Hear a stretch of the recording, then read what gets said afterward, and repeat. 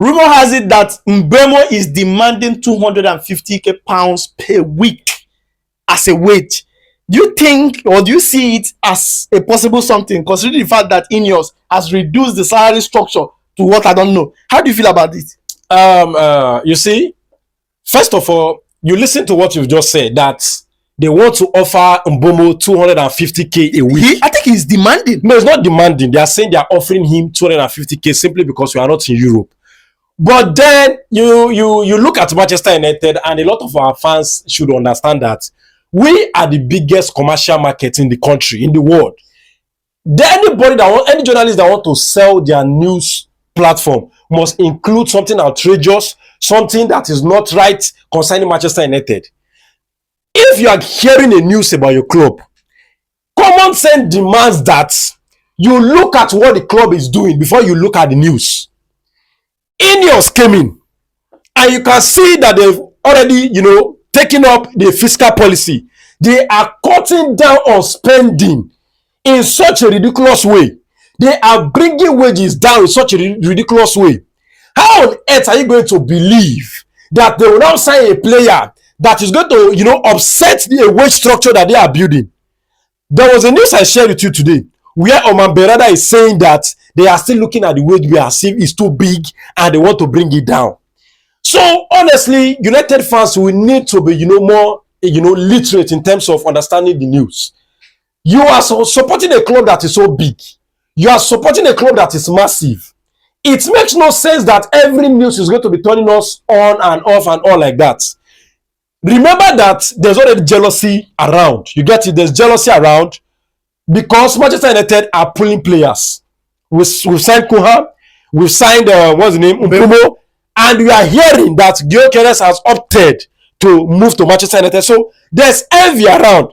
A lot of media are trying to, bring out news to make it seem as if we are not getting those players because they want to come, but we are using money to lure them. Which is not so, because Ratcliffe has been so far so good. Stingy.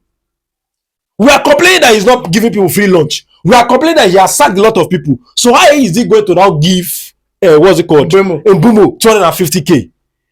We are even hearing that Mbeumo is going to be earning maybe 150. You understand? Before bonus. So how can that? You want to say there's a way you look at the news and you look at what the club is doing, and then you understand that no, this thing cannot go. You get it? All right. So, but most of your fans are already believing it. Well, that's why I say that as a United, what's it called? As a United fan, what you have to do is look at what the club is doing. Look at what's it called? How they are approaching the market. Understand that it's not possible at all for the club to shift away from what they are doing. Let's look at it this way. One of the highest earners on our wage bill is Casemiro. Another one was Bruno.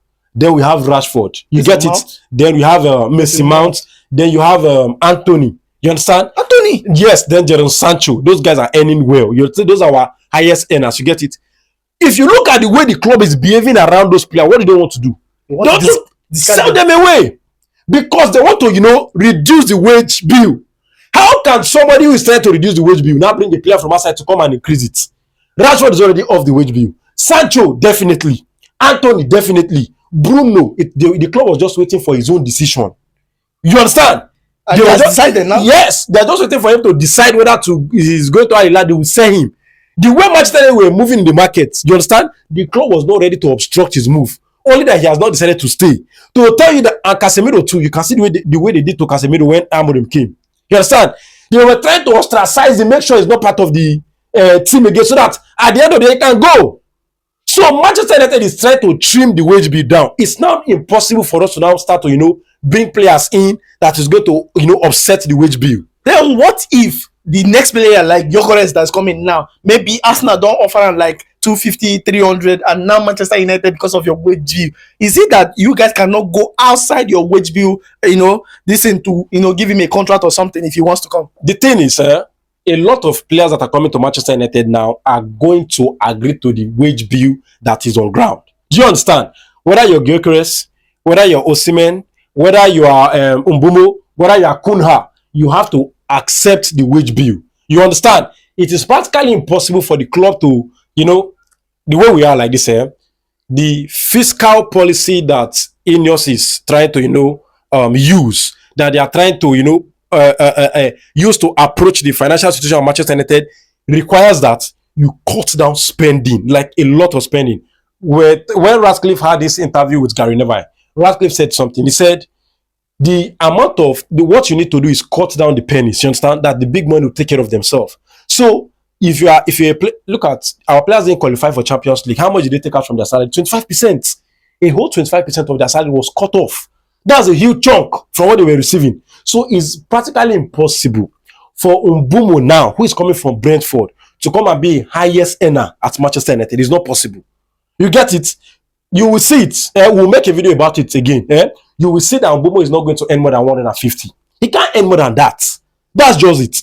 Even the money that Manchester United know how much they are going to give to Brentford, they are just testing the waters with the first bid. Ineos have created a financial threshold. You get it? That they want to work with. This is what we are going to be paying players, no matter how big you are. This is how much we are going to be sending players that we want in the club for now. So it is impossible for them to break the brackets. You think that if they were not ready to follow a very tight fiscal policy, they wouldn't have given Kobe Mino another contract. Remember, that was the reason. Yeah. The contract is still stalled because of money. Oh, really? Exactly. Kobe is saying 200. Ineos is saying 120. Yes, Kobe believes he's part of the first team and is, very important to the first team, and they believe he should be put in the bracket of first team earners. But the club is saying take 120, and he said he's not taking 120, he wants to take 200.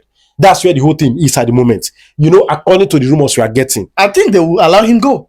They will let him go because you cannot go beyond what the club wants to. That's what I'm saying exactly. That a player that is inside the club is not ready to agree with him yet. And then train you, and then carry exactly. You get it. So how much more somebody is coming from outside? So anybody saying that Mbeumo is taking 250, Mbeumo wants to take 300, blah blah blah. No. It is wrong. Manchester United fans should understand the nature of the club they support. You should know that a lot of falsehood is going to be paraded online to diminish the fact that we are still attractive to big players. That's just what's happening. They cannot fathom, they cannot, understand how Manchester United, even though we have finished 15th, big players are still attracted to the club. This is Manchester United we are talking about.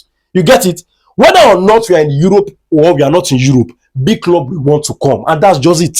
Oh, well, this Kobe own, not really pure at all. Not really pure. Well, hopefully they'll find a common ground with Kobe. You get it? He's a Manchester United bred player, so I believe that at some point they'll figure it out. Well, I feel like he's greedy. I don't know. I feel like he's greedy. Well, I don't think he's greedy because if you look at Kobe Mino and then you look at Sancho, the output is not really. No, Sancho hasn't done anything for Manchester United and he's taking 225. Then you look at Kobe Mino who has won the FA Cup and all like that, and then you feel like, okay, these guys have substantiative effort to get it. They've done something that is worth something for the club. You cannot be saying Sancho who has done nothing, sit at home, play PS and all like that, and then earning big money.